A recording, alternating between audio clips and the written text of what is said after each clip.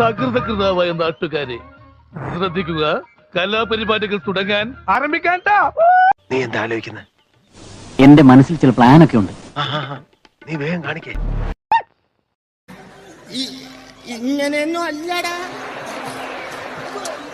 എടേ, ഇത് നമ്മക്കിന്ന് പോണ്ടേ? യൂ, എന്റെ ഒരു കൈ എവിടെയടേ? ഈശ്വരോ, ഇതെന്തൊരു പാട്. എടാ, പിന്നെ